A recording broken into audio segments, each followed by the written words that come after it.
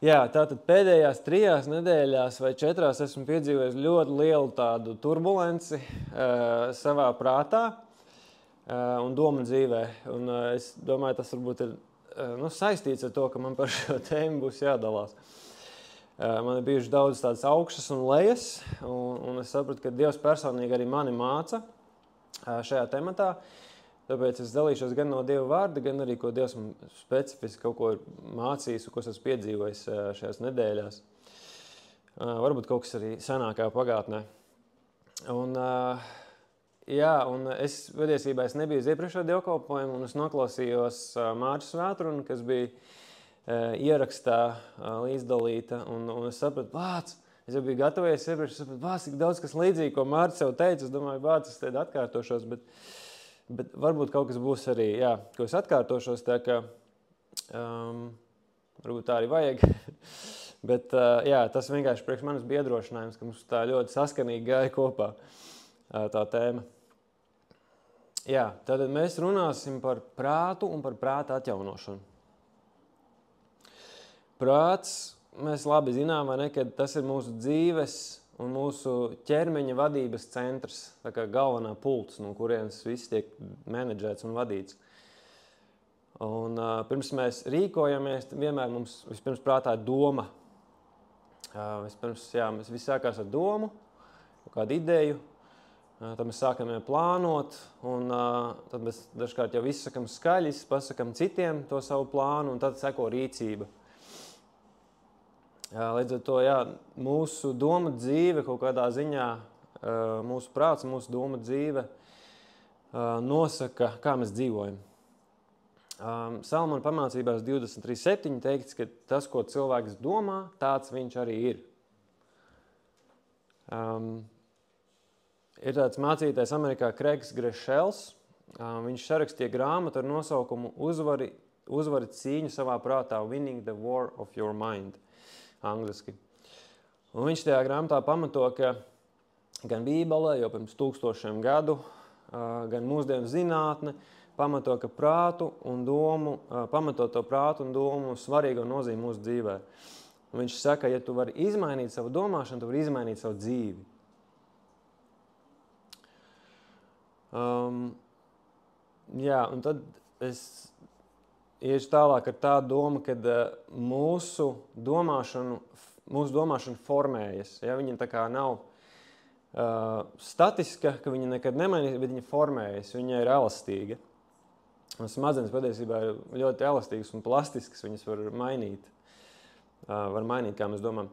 Un ir tā, ka mūsu dzīves laikā katram mums ir savs stāsts, un katram mums ir savs gājums arī ar to kungu, Jēzu.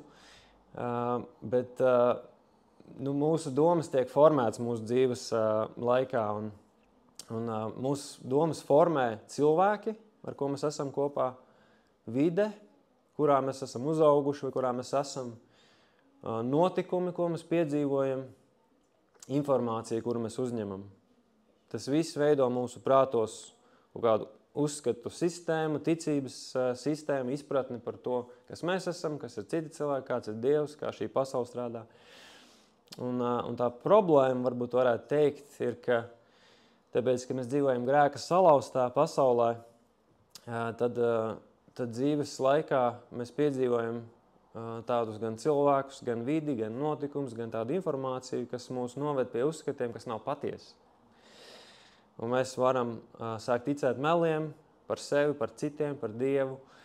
Un tā rezultātā pēc Bībeles valodas mums izveidošie prāta cietokšņi, kas var rezultēties vēl lielākā salauztībā, vēl lielākā grēkā, kas mūs attālina no līdzības ar Jēzu. Bet tā ir tā problēma, tās tā sliktā ziņas, ja mēs iesim arī pie labajām. Un tā kā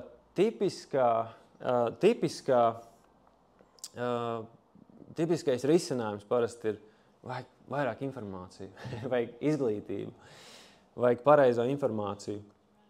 Un par izglītību, protams, tā ir ļoti laba lieta, bet ja cilvēks ir zaglis, vai ne? Viņš zog, kas notiek, kad viņš iegūst izglītību? bet sirds nav mainījusies. Viņš ir inteliģents zaglis. Viņš zaks vēl labāk, vēl vairāk, vēl labākas schēmas taisīs. Vairāk informācijas. Es uzrakstīju, kāpēc uzrakstīju Googlē How to know God. Kā iepazīt Dievu. Man parādījās 0,27 sekundžu laikā 2.390.000 rezultātu. Ir tik daudz informācijas šodien pieejams kā nekad dzīvē. Ir tik daudz informācijas. Vienlaicīgi, ja mēs skatāmies apkārt, tomēr mēs redzam tik daudz salauztības. Un tāpat laikā 1. gadsimta draudze, kas viņiem bija? Viņiem nebija tik daudz, viņiem nebija Google, viņiem nevarēja ātri atrast, cik ātrāk jaunāko pētījumu par smadzenēm, kā strādā prāts. Viņiem bija Jēzus, viņi sludināja Jēzu, viņiem bija Dieva vārds, un viņi to darīja svētāk ar spēkā, un viņi apgrieza pasauli ar kājām gaisā. Līdz ar to vairāk informācijas arī īsti nepalīdz, bet mēs tiksim līdz tam, kas ir Dieva risinājums šai problēmai. Tāda super ātrā, koncentrētā atbilde ir tas, ko mēs pēc Bībeles varam saprast, kas ir risinājums mūsu prāta meliem vai prāta salauztībai. Kā izried mūsu dzīve, ir, kad mums ir vajadzīgs transformēts prāts caur svētā gara spēku un caur Dieva vārdu. Dieva dotais risinājums ir transformēts prāts, izmainīts. Gan prāts, gan sirds. Un mēs iesim šodien daudzām caur raksturvietām, kas, es ticu, palīdzēs mums, palīdzēs saprast sīkāk par to, kā notiek šī transformācija. Un tā galvenā raksturvieta, ar ko mēs sāksim, Dāvidi, tu vari uzslēgt nākamo slaidu. Galvenā raksturvieta, ko mēs sāksim, ir Romiešiem 12.2. Un pat pirms mēs viņu lasām, es gribu, ka es nedaudz iedošu kontekstu par Romiešu vēstuli. Romiešu vēstule ir vispilnīgākais, visplašāk aprakstītais evaņģēlija apkopojums. Jo apostols Pāvils, viņš braukāja pa draudzēm, viņš dibināja draudzes, bet viņš nebija bijis Romā, pirms viņš rakstīja šo vēstuli, tāpēc viņš gribēja viņam ļoti, ļoti koncentrētu evaņģēlija izklāstu nodot. Un tāpēc 1. līdz 11. nodaļa ir vienkārši ļoti, ļoti koncentrēts evaņģēlija izklāsts, kas ir vienkārši unikāls, perfekts meistardarbs. To vienkārši nevar atkārtot neviens cilvēks. Tas ir svētā gara darbs. Un tur viņš izklāsta vienkārši to, kas mums ir evaņģēlijā dots, vienkārši ko Jēzus ir paveicis, cik daudz viņš ir izdarījis, kāds mums ir spēks pieejams. Un šī vēstule romiešiem ir vienkārši izmainījusi tik daudz cilvēku dzīves. Es zinu, ir vairāki liela ticības vīri un sievas. Piemēram, tas pats Luters, viņš lasot vēstuli romiešiem, viņš vienkārši piedzīvoja jaunpiedzimšanu. Un viņš ir tas, kurš pēc tam izveidoja luterāņu draudzi un uztaisīja šo reformāciju. Tāpat arī Džons Veslijs, kurš uzsāka atmodu caur metodistu baznīcu.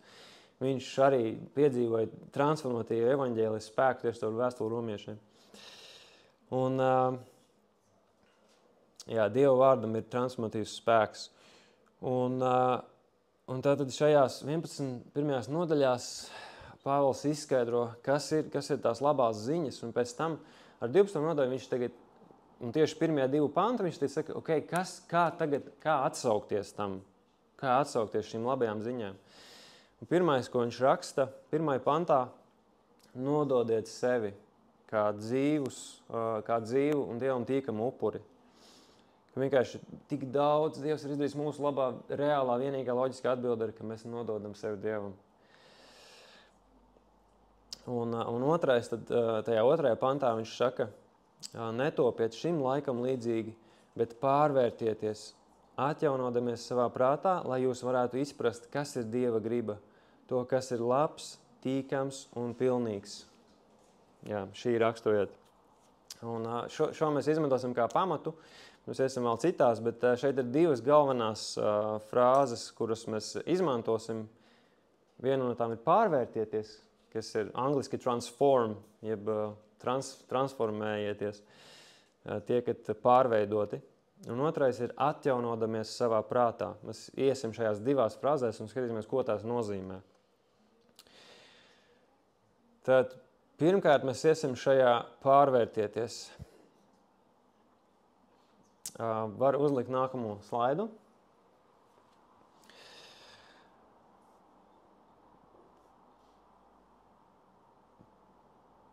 Pirmkārt, es gribēju nedaudz par šo garīgo formēšanu ieskicēt vēlreiz. Vienkārši Mārcis par to jau runāja pagājušais, bet es gribu arī ieskicēt no savas puses. Man vienkārši tā ir mīļa tēma, kad garīgā formēšana ir process, vienkārši definīcija, ir process, kurā mēs tiekam veidot Jēzus līdzībā, lai tas būtu citiem par labumu. Ja, pirmkārt, process, tas nenotiek ātri, nenotiek šitā te. Tas ir līdzīgi kā aug koks. Kad mēs ievācāmies ar manu ģimeni, tur, kur mēs dzīvojam tagad, mums tur bija dārzā tāds bērziņš, viņš bija 2 metrs, varēja aizsniegt galotni. Pēc 7 gadiem viņš ir izaudzis jau tik pāri mājas jumtam, kaut kā 10 metri. Un tagad es skatos uz to bērzu, es neredzu, kā viņš mainās, bet paiet kaut kādi gadi, viņš ir vienkārši izaudzis. Process. Otrkārt, mēs tiekam veidoti. Tas nozīmē, ka tas nenāk no mums pašiem. Mēs nevaram paši īsti to pat no sevis izspiest. Tas ir svētā gara darbs, bet sadarbībā ar mums tiekam veidoti. Ja? Treškārt, Kristus līdzībā.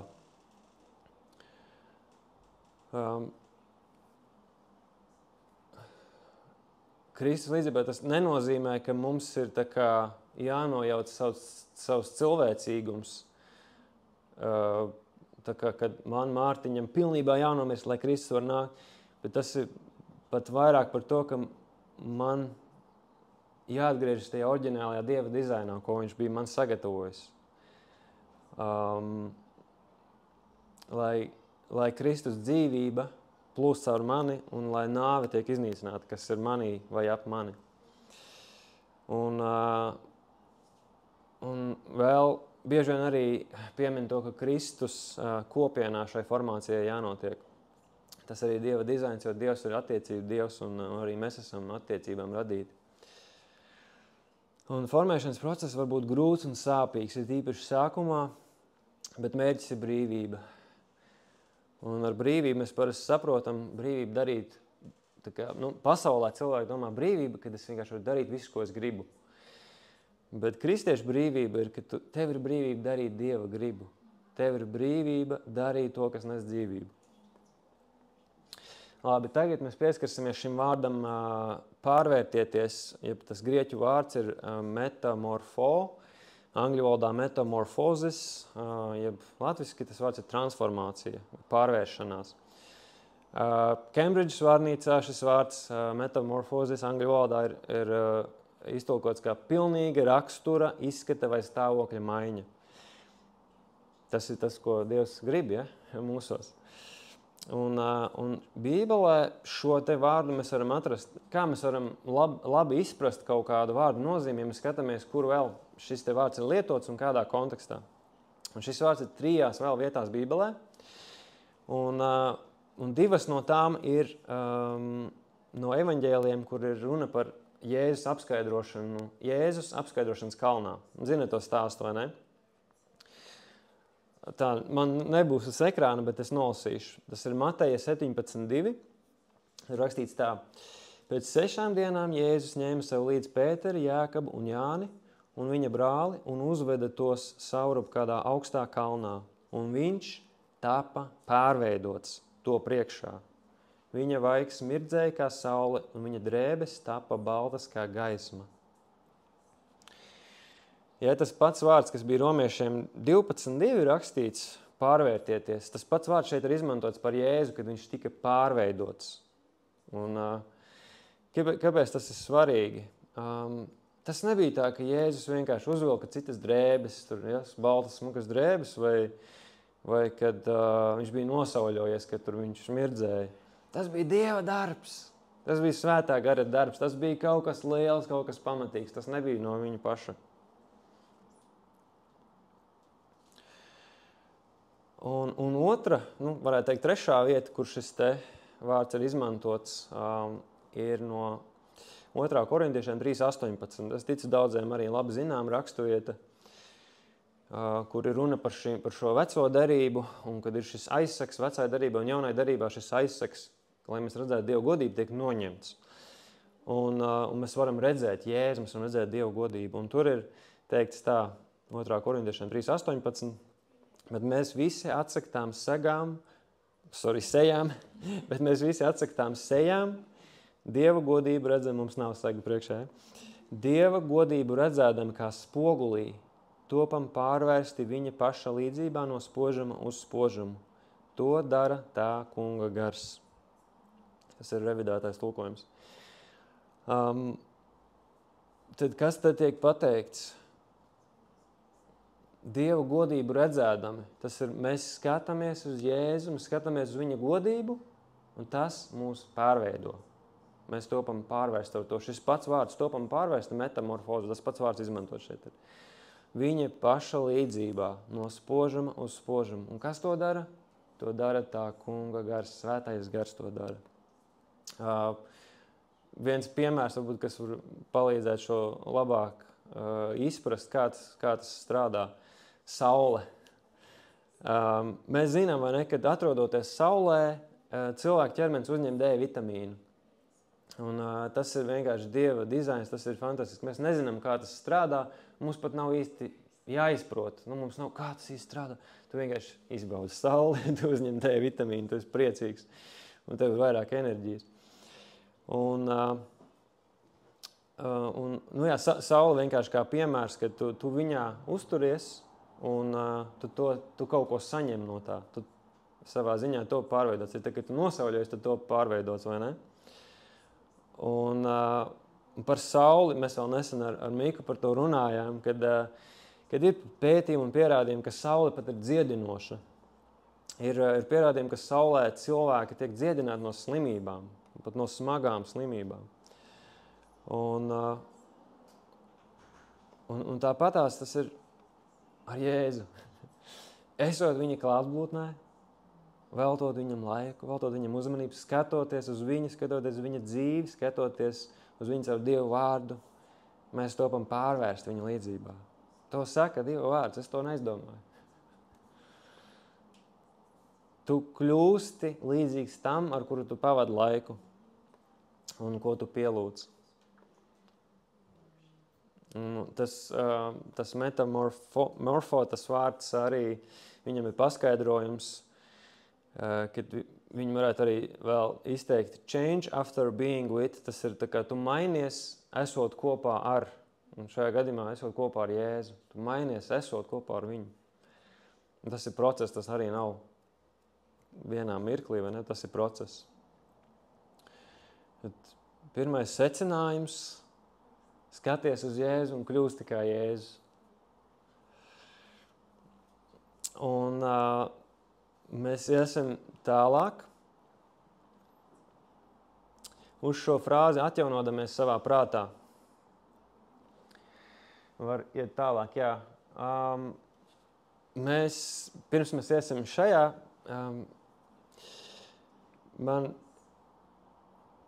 man arī šeit bija interesi paskatīties, kas ir tas pa vārdu, atjaunoties savā prātā. Mums ir skaidrs, ka runa par prātu, bet ko nozīmē šis atjaunodamies? Un šis vārds atkal grieķu valodā ir anakainosis. Anakainosis tas saucās, jā. Un šī vārda nozīme ir darīt jaunu, svaigu, jauna attīstība, atjaunošanās, ko panāk Dieva spēks, arī renovācija, pilnīgas pārmaiņas uz labo pusi. Tā ir šī vārda nozīme, atjaunodamies savā prātā. Un visā jaunajā derībā atkal, lai mēs saprastu, kur šis vārds vēl ir lietots, ir tikai divās vietās. Ir šajā Romiešiem 12:2, un otra vieta ir Titus 3:4-5. Mēs tiksim arī pie praktiskākām lietām, jo šis ir vienkārši, lai iedotu sapratni par šiem vārdiem. Tad otrā raksturvieta, kur parādās šis vārds, ir Titus 3, 4-5. Un tur rakstīts tā.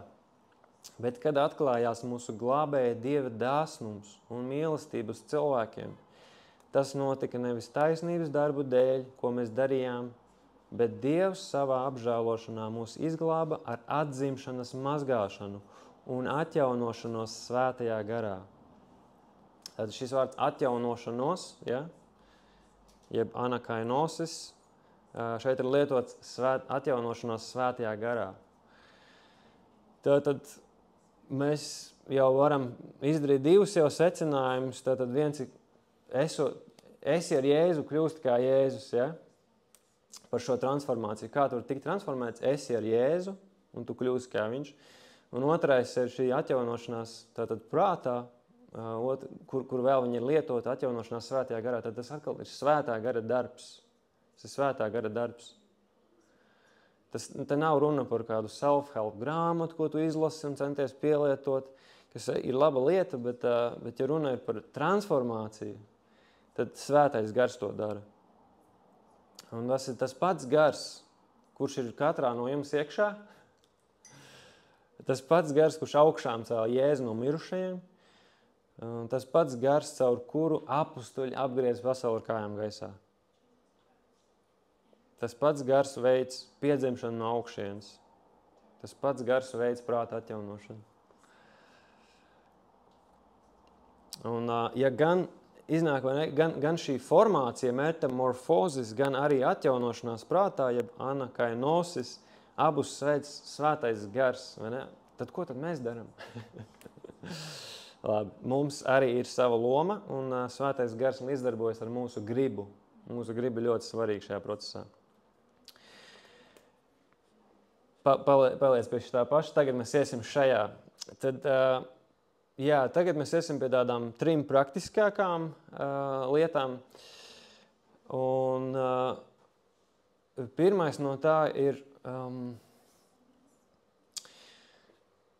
Piedod apakaļ. Jā, šitapad. Es to nosaucu atzīsti patiesību un nojauc prāta cietokšņus. Ja, to, ko es teicu jau ievadā, ka dzīves laikā mums izveidojas ticības un uzskatu sistēmas par mums pašiem, par citiem un par Dievu. Un šīs uzskatu sistēmas nevienmēr ir patiesas.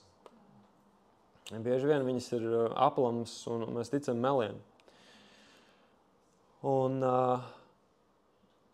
tās sistēmas, kā es minēju, viņas izriet no vides, kur mēs uzaugām, no notikumiem, ko mēs piedzīvojam, no informācijas, ko mēs uzņemam, no cilvēkiem, ar ko mēs esam.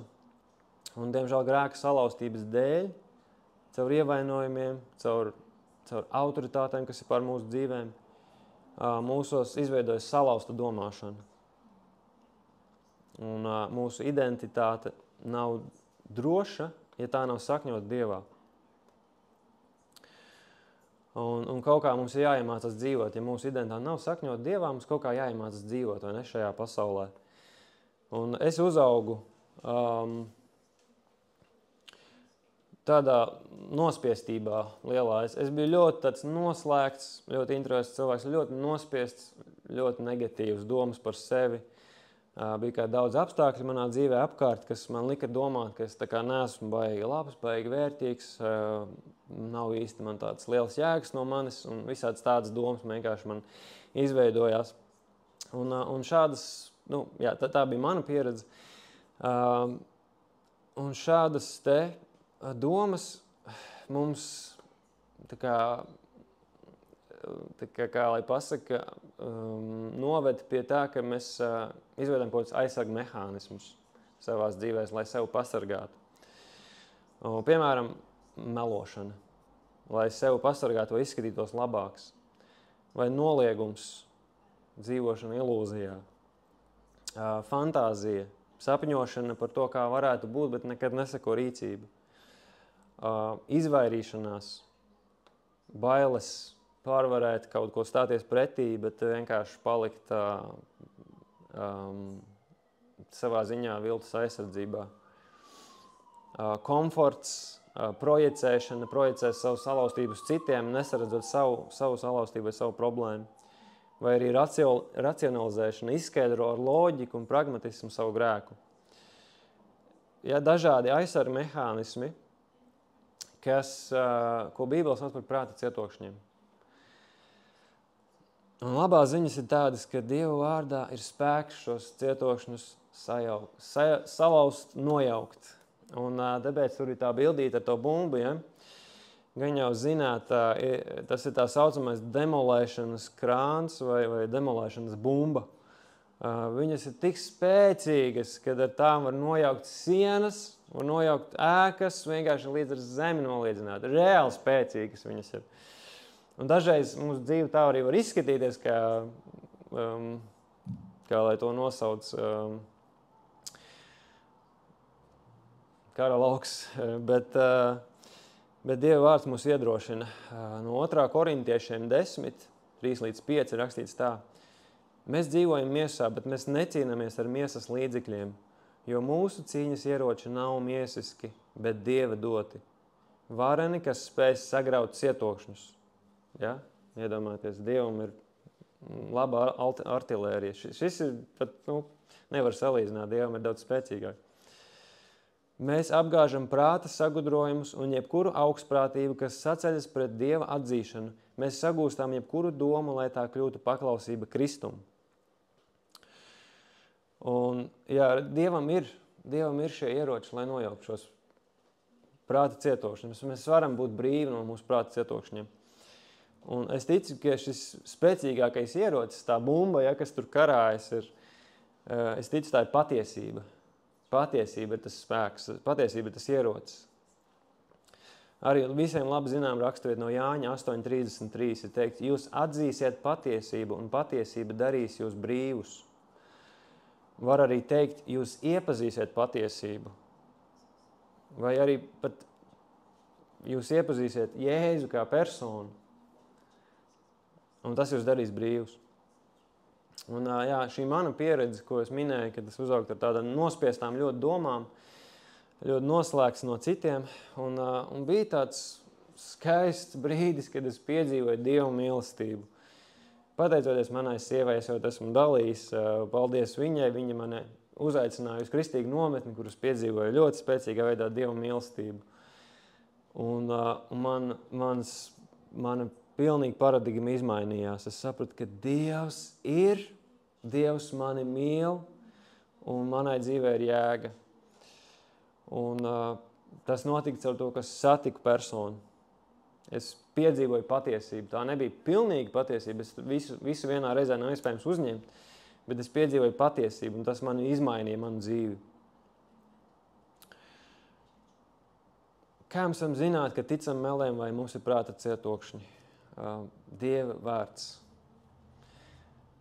Bez Dieva vārda mēs nevaram dzīvot. Ja godīgi, Dieva vārds ir tā kā ēst maizi. Ja es arī to saku, cilvēks nedzīvo no maizes vien, bet no katra vārda, kas iziet no Dieva mutes. Iedomājieties, Dieva vārds ir tik spēcīgs, ka viņš radīja pasauli. Viņš radīja tevi un mani ar vārdu. Viņš vienkārši teica, un tas notika, un tas radās. Dieva vārds ir tik spēcīgs. Un es atzīšos, manā tā kā kristiešu tā kā gājumā man ir bieži bijis tā, ka Dieva vārds ir garlaicīgs, es nevaru palasīt, man negriba. Man ir tā bijis, man ir tādas domas un tādi meli, bet vienlaicīgi es zinu, ka vienīgais, kas reāli mani izved ārā no tā, ir, ka es paņemu un lasu un atjaunoju to savu prātu, savu Dieva vārdu. Un Dieva vārds ir spēcīgs. Un Dieva vārds ir arī kā spogulis.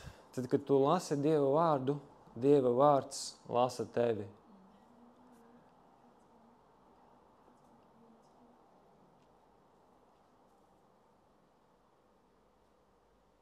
Ja, tātad secinājums ir kāds, atzīsti patiesību un to nojauks prāta cietokšņus. Labi, mēs esam tālāk. Varam uzslēgt nākamā. Tātad ir, protams, arī šī daļa, ka mūsu prāts ir jātrenē. Un šo es nosaucu trenē prātu, padarot domas paklausīgas Jēzum. Un es varu vēlreiz atsaukties uz to pašu rakstvieti, kas tikko bija no 2. korintiešiem 10, 3-5. Mēs apgāžam prāta sagudrojums un jebkuru augstprātību, kas sacēdas pret Dievu atzīšanu, vai Dievu patiesību, vai Dievu gudrību. Un mēs sagūstam jebkuru domu, lai tā kļūtu paklausīgi Kristum. Šeit ir, kā to nosaukt, instrukcija, pamācība, kā mums būtu jāfiltrē mūsu domas. Tev ienāk prātā doma, tu izfiltrē viņu. Vai šis ir saskaņā ar Dievu vārdu? Vai tas ir tas, ko Jēzus teiktu? Vai tā ir patiesība? Es varu atzīties savā dzīvē dažkārt pārāk bieži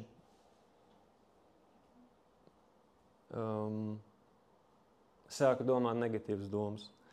Man vajadzētu ātrāk nokļūt līdz tam, kas vienkārši padaru paklausīgi to domu Kristum. Tāpēc, es gribēju arī par savu pieredzi. Pēdējās 3-4 nedēļās man bija šīs prāta cīņas, ļoti daudz nospiestības domas, negatīvas domas. Cīņa bija riktīga un īstenībā bija ļoti labs treniņš. Protams, tajā brīdī man nepatika, bet tagad esmu pateicīgs. Daudzi no jums zina, ka pirms kāda laika es piedzīvoju izdegšanu, un es joprojām esmu tādā atjaunošanās posmā. Un daži no tiem simptomiem, kas man bija ļoti spēcīgi, tagad ir mazāk, bija nogurums, galvas sāpes un neskaidrs prāts. Vienkārši tā, ka nevar tā skaidri padomāt. Un pirms kādām pāris nedēļām es vēl slimoju, es biju 2 nedēļas slims, kaut kāds mistisks vīrus. Un es piedzīvoju vienkārši tādu ļoti zemu punktu, kad vienkārši man nav spēka, es neko nevaru, es neko negribu, viss ir slikti. Un arī, kad mēs esam zemā punktā, arī tumsas spēki nesnauž un viņi izmanto to saviem ļauniem plāniem. Un es jūtu arī tādus garīgus uzbrukums un nospiestību. Un es vienkārši ar tiem spēkiem, kas man bija, es jūtu pamudinājumu no Svētā gara darīt to, tā kā padarīt tās domas paklausīgas Jēzum. Un es sāku pierakstīt vienkārši uz lapas, kas man tajā prātā notiek. Vienkārši es rakstu, vienu A4 lapu pierakstīju, viss, kas man bija prātā. Bija baigā putra, bet es pēc tam apskatījos un sapratu, bet lielākā daļa no tā nav patiesība nemaz. Un lielākā daļa no tā bija meli un negatīvas domas, kas nav no Dieva. Es nestāstīšu, es negribu zināt visu, kas bija manā prātā. Bet vienkārši negatīvs, ļoti tādas nospiestas domas par sevi, viss ir slikti, es īsti nesakoju Jēzum, man nekas nesanāk, esmu izgāzies. Un es vienkārši to visu pierakstīju un saprotu, tā nav patiesība. Un es teicu, likšu pretī patiesību un sāku rakstīt, kas ir labi, un sāku rakstīt, par ko es esmu pateicīgs. Un es pierakstīju 2 A4 lapas. Bija daudz vairāk labas lietas nekā tas, ko es biju iedomājies. Un reāli es piedzīvoju brīvību, reāli brīvību. Pirmkārt, man bija tukšs prāts.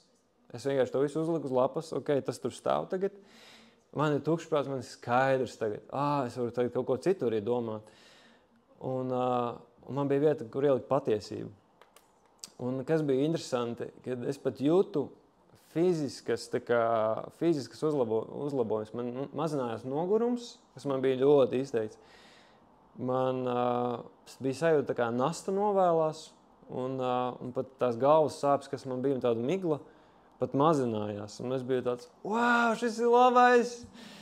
Tiešām tas strādā, sagūst domas un padara tās paklausīgas Jēzum. Tas man palīdzēja ieraudzīt, cik svarīgi ir tas, ko es domāju. Un ko es domāju par sevi. Jo, ko es domāju par sevi, tāds es kļūstu.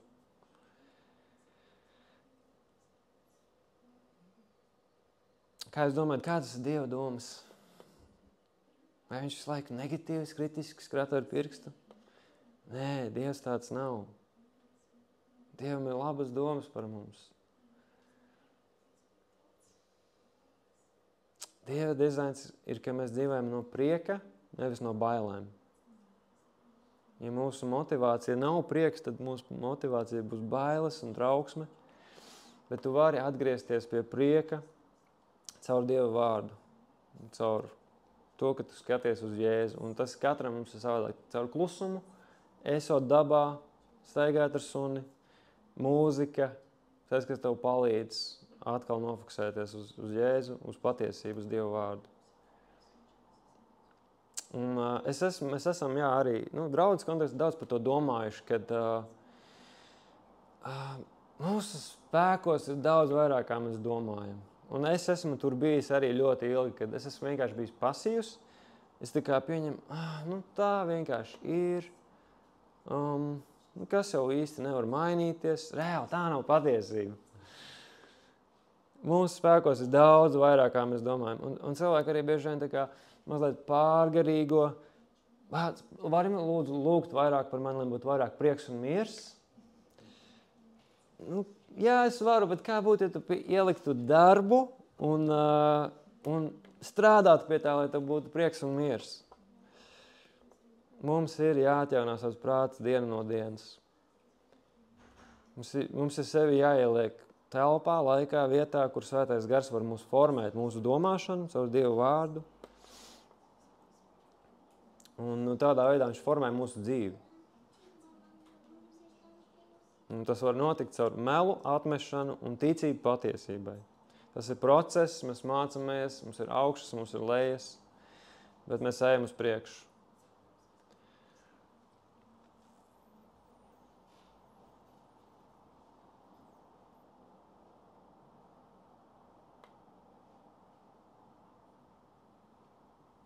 Labi, iesim tālāk. Un visbeidzot, ceturtais punkts runā patiesību mīlestībā attiecību kontekstā. Attiecību un kopienas nozīme ir milzīga prāta atjaunošanā un formācijā. Mēs neredzam vieni paši, mēs neredzam patiesību pilnīgi, mēs neredzam Dievu pilnīgi. Dieva vārds arī to saka, mēs esam visi kopā, mēs esam Kristus miesa, un nevis viens cilvēks Kristus miesa, bet Kristus miesa mēs esam visi kopā. Un mēs visi kopā reprezentējam Jēzu, mēs visi kopā ieraugam patiesību, mēs ieraugam Dievu pilnīgāk, labāk.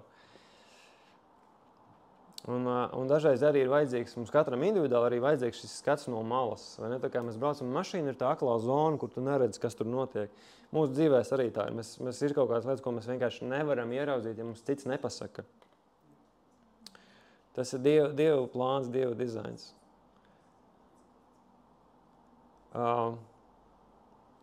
Es atceros, kad es biju jauns vēl ticībā, bija kaut kāda lūkšana sapulce, un man bija vienkārši tur notiek lūkšanas, un man tāda sajūta, es nevaru palūgt, jo man ir tā kā liekas, ka man vajag šo grēku vienu izsūdzēt, tas publiski tagad te visiem, un es tā kā nevaru saņemties, bet tad es saņēmos un līdzdalīju to, un es piedzīvoju tādu brīvību, un es biju tik priecīgs, ka neviens neaizgāja projām. Man liekas, tas ir riktīgi svarīgi, ka mēs varam vienkārši būt kopienā, kur ir uzticība, kur tu vari padalīties savām visslēptākajām lietām, un cilvēki neaiziet prom. Cilvēki joprojām paliek tavi draugi. Jo tās ir viens no lielākajām bailēm, ja cilvēki zinātu, kāds es esmu, viņi man nekad nepieņem. Tie ir meli. Mums visiem ir savas salauztības. Un nav nekā arī baigi jauna virs zemes. Mēs visi cīnāmies no līdzīgām lietām. Katram varbūt citādākas, bet un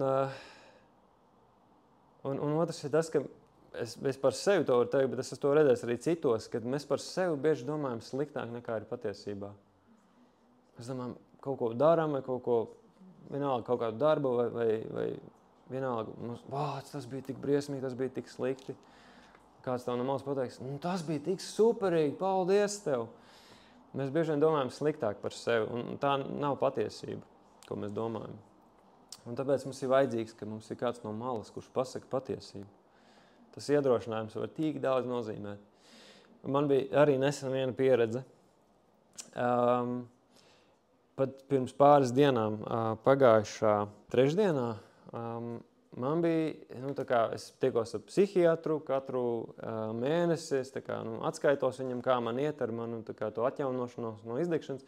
Viņš man bija nozīmējis, ka man jābrauc pie psiholoģes, ieteicu tur konkrēti psiholoģi Valmierā, es braucu 2 stundas, un tā psiholoģi, viņš teica, ka viņa veiks man kaut kādu tur ekspertīzes pārbaudu, un es biju tā kā nobijies bāds, kas tur būs, ko viņi man prasīs, ko viņi man darīs. Es jau sāku domāt, kā es tagad atskaitīšos, ko es daru, lai es kļūtu vesels, tā kā psihiatrs man teica vienkārši atpūties, es to arī daru, bet, nu jā. Un es braucu, un atkal man, es kamēr vēl braucu uz to Valmieru, man bija 2 stundas ceļā, atkal daudz laika domāt. Un atkal man sākas tāds nospiestības domas virsū. Es tur lūdzu Dievs palīdz, kas man vainas, ko es te ņemos. Labi, es aizbraucu pie tās psiholoģis, un viņi ieaicina man iekšā. Es sāku viņai stāstīt vienkārši visu to, visu savu vēsturi, ko es esmu darījis pēdējos kaut kādus 15 gadus, un kā es esmu nonācis tagad tur, kur es esmu, tajā izdegšanā. Un viņa sāk man iedrošināt, tāds, wow, paldies! Es sapratu, tas īsti nav viņas darbs, jo viņai bija vajadzēja vienkārši tīri tā kā faktus, pēc tam viņai vajadzēja uztaisīt testus ar mani. Viņi sāk man iedrošināt, un es tā, wow, paldies, tas ir tik forši. Un bez tam viņi iedod tur visus tos man tos testus, ļoti interesanti testi. Tā kā izstāst, tā kā bērnišķīgi gandrīz, bet tur baigā tur zinātne apakšā. Tur jāatšķir tur dažādi tur simboliņi un tā. Bet, un tad mēs noslēdzam to un beigās viņi saka, ko jūs man iesakat, kas ir viena lieta, tā kā, ko es varu darīt, lai maksimāli labi, ātri atjaunotos no tās izdegšanas. Un viņi vienkārši sāk man iedrošināt. Viņi saka, bet jūs esat vispār kaut kāds gaismas cilvēks. Es jau koridorī redzēju, ka jūs esat citādāks. Viņa man saka, vienkārši jums gaisma spīd. Un es tā, wow! Un tas bija svētais gars, es ticu, un ko viņi redzēja. Un viņi saka, vienkārši tā kā, tas, ko tu domā par sevi, tā nav patiesība. Mēs tevi redzam, tā kā ir labi, visi kārtībā ar tevi. Tu esi jaudīgs, jauns džeks, tev viss izdosies. Tur, tā kā viņi saka, tavs kodols ir rīktīgi labs. Tā kā, es domāju, pats Dievs, tu tagad runā. Man tiešām, es pēc tam braucu mājās, biju tik priecīgs, tik pacelās. Man likās, tiešām man bija terapija ar Dievu kopā. Es biju tik iedrošināts un sapratu, ka cik svarīgi ir, ka mums ir citi cilvēki. Un viņa, es nezinu, vai viņa bija kristieti, es viņai pateicu uzreiz, ka esmu kristietis, tā kā, es viņai pateicu, ka es tā kā daudz kaut kur darbojos tur gan. Un viņa arī tur tā kā, tur tas augšā, tur tā piemeni ik pa laikam. Viņi super man iedrošināja. Es sapratu, cik svarīgi ir, ka mums ir cilvēki, kas mums pasaka patiesību, kas mums iedrošina. Un ir raksturvieta no Efeziešiem 4.15. Tur ir rakstīts, apliecinādam patiesību mīlestībā, mēs pieaugsim Kristu, kas ir galva visam. Apliecinādam patiesību mīlestībā, mēs pieaugsim Kristu, kas ir galva visam. Un, protams, mēs to varam darīt individuāli, bet šeit viss, kas ir rakstīts, ir draudzes kontekstā, kopienas kontekstā. Mums tas ir nepieciešams to darīt, apliecināt šo patiesību viens otram mīlestībā. Tas nozīmē, mēs runājam patiesību, pat ja tas ir zāpīgi, ja? Bet mēs sakam, mīlestībā sakam patiesību. Mēs tā pieaugsim. Kristu, kas ir galva visam. Ja formācija un prāta atjaunošana nav paredzēta vienatnē, bet attiecību kontekstā, attiecībās ar Dievu un attiecībās viens ar otru. Un kopsavalkot to visu var uzlikt nākamo. Ja, mūsu secinājums šodien. Pirmais, skaties uz Jēzu, kļūsti kā Jēzus. Otrais, atzīsti patiesību, un tu nojauksi prāta cietokšņus. Trešais, trenē prātu, padarot domas paklausīgas Jēzum. Un Dieva vārds ir vienkārši bez jautājumiem, tā kā viņš ir jāēd.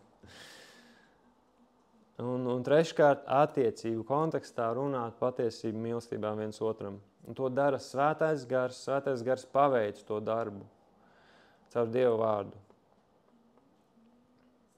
Amen.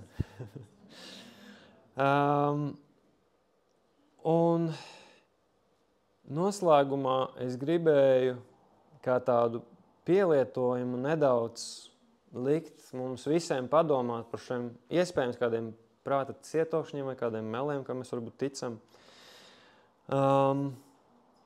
Vispirms mēs izdarīsim vienu vingrinājumu. Es gribu, lai mēs visi tagad sājam pa pāriem, 2 cilvēki. Ja tu sēdi viens pats, tev vajag atrast pārīti. Visiem tas ir jāizdara tagad. Un introvertējiem šis būs mokas, ja, bet tie, kas ir ekstraverti, viņi būs riktīgi priecīgi. Beidzot mēs varēsim runāties, kaut ko darīt.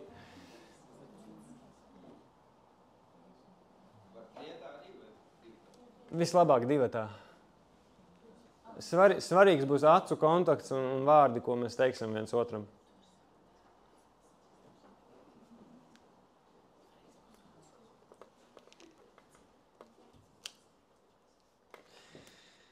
Ir tāds viens no Dieva vīriem, ko sauc Ignācijs, un viņš izveidoja tādu tā kā garīgo vingrinājumu grāmatu, ar kuru palīdzību palīdzēt cilvēkiem tā kā pieaugt un arī iet šajā formācijā, jeb transformācijā, Jēzus līdzībā. Un viņš secināja, viņš tā kā to pielietoja, deva tā kā daudziem cilvēkiem, pielietoja to mācīja cilvēks, un viņš saprata, ka vienu secinājumu viņš izdarīja, ka reāli cilvēki daudz lielāka iespēja, ka viņi pieņems kaut kādu tā kā pamācību vai labojumu savā dzīvē, vai kad tev kāds parāda, hei, klausies, tu šitan īsti nesako Dievam, šitas ir grēks. Kad viņi būs piedzīvojuši mīlestību, ja viņi piedzīvo mīlestību, viņi piedzīvo beznosacījumu mīlestību, tad viņi pieņem, ok, es esmu gatavs arī kaut ko mainīt. Un mēs gribam praktizēt šo mīlestību šajā brīdī. Un tas, ko es gribu, ka mēs varētu izdarīt, mēs varētu pateikt vienu patiesību viens otram. Un tā patiesība ir, ka mēs pateiksim viens otram, tu patīc Dievam. Es tagad uzreiz saku jums, tu patīc Dievam.